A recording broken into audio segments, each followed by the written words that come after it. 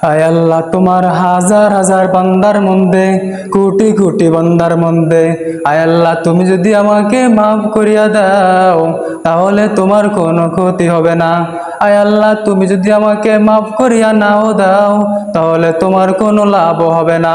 আয় আল্লাহ, দয়া করে তুমি আমাকে মাফ করিয়া দাও। আল্লাহ তাআলা বলতেছে, যে বান্দার আমি এত আদর করে বানাইলাম, আসমান আল্লাহ বানাইছে কুন ফায়াকুন বইলা, জমিন আল্লাহ বানাইছে কুন ফায়াকুন বইলা, ফেরেশতাও আল্লাহ বানাইছে কুন ফায়াকুন বইলা, কিন্তু তোমারে আমার আল্লাহ পাক কুন ফায়াকুন বইলা বানাই নাই। তোমাকে আমাকে যখন আল্লাহ পাক বানাইছে খলাকতু বিয়াদাইয়া, আল্লাহ তাআলা বলেন আমার নিজের কুদরতি হাত দিয়া আমার বান্দা বান্দিরে বানাইছি। কারণ বান্দার চেহারার মধ্যে যে দামি একটা কপাল, এই কপাল দিয়া বান্দা আমার কুদরতি ভাই সেজদা করবে।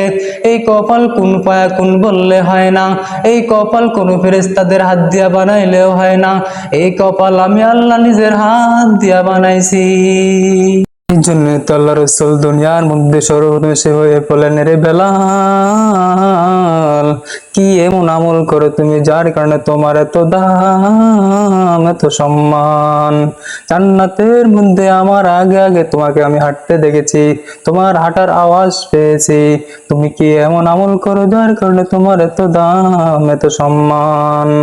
হযরত বেলাল রাদিয়াল্লাহু তাআলা ডাক দিলেন, ইয়া রাসূলুল্লাহ, আমি তেমন কোনো আমল করি না, তবে হ্যাঁ ছোট্ট একটা আমল করি। ইয়া রাসূলুল্লাহ, আপনি তো বলেছেন তোমরা যখন ওযু করবা তখন 2 রাকাত নামাজ পড়বা। ইয়া রাসূলুল্লাহ, আমি যখন ওযু করি তখন 2 রাকাত তাহিয়াতুস সালাত আদায় করি। হে নবীর উম্মতের দল, হে আল্লাহর বান্দা বান্দি, শুনে রাখো, একটু মনোযোগ দিয়ে শুনে যাও। আমরা যে জান্নাতি পুরুষ হই, আল্লাহ তাআলা আমাদের জন্য রেখে দিয়েছেন। আল্লাহ বলছেন, আমি জান্নাতি পুরুষের জন্য 70 জন জান্নাতি হুর তার জন্য রেখে দিয়েছে। বলি সুবহানাল্লাহ। আমার ভাইরা, আমার বন্ধুগণ, একটু খেয়াল করে শুনে যাবেন। ওই জান্নাতি 70 জন মহিলা আমার খেদমত করার জন্য পাগল হয়ে যাবে। আর আমরা দুনের মধ্যে সহবাস করি, কিন্তু কাল কিয়ামতের ময়দানে জান্নাতীদের সাথে আল্লাহ তাআলা সহবাস করার নির্দেশ দিয়ে দিয়েছেন। এবং আমরা যতই সহবাস করব কখনই ক্লান্ত হয়ে যাব না। হে দুনিয়ার বান্দা বান্দি, সামান্য আমরা দুনিয়ার মধ্যে একজন স্ত্রীকে চালাইতে কষ্টকর হয়ে যায়, কিন্তু কাল কিয়ামতের ময়দানে আল্লাহ তাআলা আমাদেরকে 70 জন স্ত্রী হিসাবে গণ্য করে দিবেন। বলে সুবহানাল্লাহ।